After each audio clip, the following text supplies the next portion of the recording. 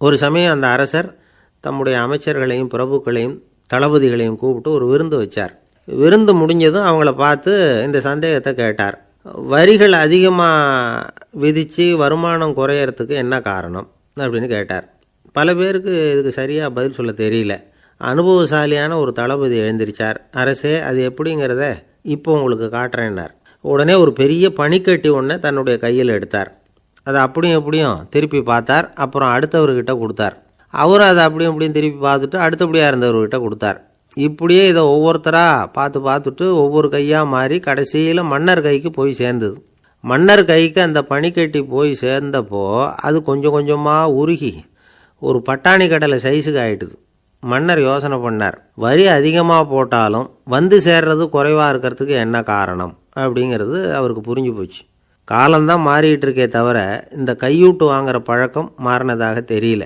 இன்னொரு ராஜா இருந்தார். அவர் தன்னுடைய ராஜாங்கத்தில் லஞ்ச ஊழலே சுத்தமாக இருக்கக்கூடாது அப்படின்னு நினச்சார்.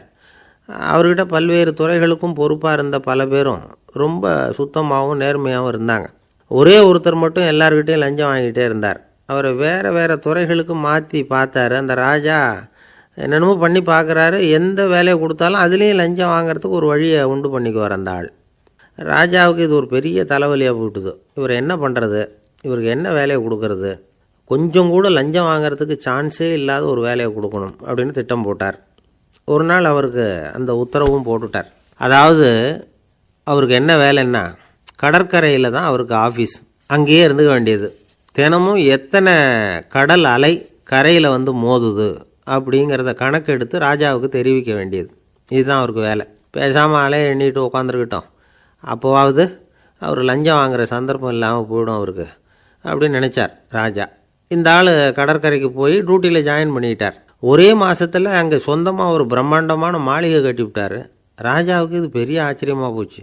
அலையை என்ற வேலையில் அந்த ஆள் எப்படி பணம் சம்பாதிச்சார் அப்படின்னு விசாரித்து பார்த்தார் அக்கம் பக்கத்தில். அந்த ஆள் என்ன பண்ணியிருக்கிறாருன்னா, கடற்கரையில் போய் பொறுப்பை ஏற்றுக்கிட்ட உடனே அங்கே இருந்த மீனவர்கள்கிட்ட எல்லாம் இந்த கரையில் வந்து ஒரு நாளில் வந்து மோதுகிற அலைகள் எத்தனை அப்படின்னு கேட்டிருக்காரு. அது எப்படிங்க தெரியும்னு இருக்காங்க அவங்க. தினமும் அந்த எண்ணிக்கை தெரியணும். நம்ம ராஜாவுக்கு தினமும் அறிக்கை அனுப்பணும், டெய்லி ரிப்போர்ட்டு. தவறுனா நீங்கள் இந்த கடலில் போய் மீன் பிடிக்கிறதுக்கு ராஜாவோட அனுமதி கிடைக்காது அப்படின்ட்டுருக்காரு. உடனே மீனவர்களும் பயந்து போட்டாங்க. கடலுக்கு போகிறதுக்கு அனுமதி இல்லைன்னா பட்டினி கிடக்கிறது மாதிரி ஆகிடுமே. மெதுவாக அந்த ஆளுகிட்ட போனாங்க. காதோட காதாக சொன்னாங்க, ஐயா, எங்களால் வந்து கடல் அலையை வந்து எண்ண முடியாது. தினமும் எங்களால் முடிஞ்சதை உங்களுக்கு பணமாக கொடுத்துட்றோம். நீங்கள் தான் ராஜா கிட்ட சிபாரிசு பண்ணி நாங்கள் தொடர்ந்து மீன் பிடிக்கிறதுக்கு அனுமதி வாங்கி கொடுக்கணும் அப்படின்னு வேண்டிக்கிட்டாங்க. பணம் தினமும் வந்து சேர ஆரம்பிச்சுட்டுது. பதவியில் மற்ற பதவியோட இந்த பதவி எவ்வளவோ மேல் அப்படின்னு நினச்சிட்டான் அந்த ஆள். அது மட்டும் இல்லை, தயவு பண்ணி என்னை இந்த இடத்த விட்டு மாற்றி விடாதீங்க சார் அப்படின்னு வேற கேட்க ஆரம்பிச்சிட்டானா.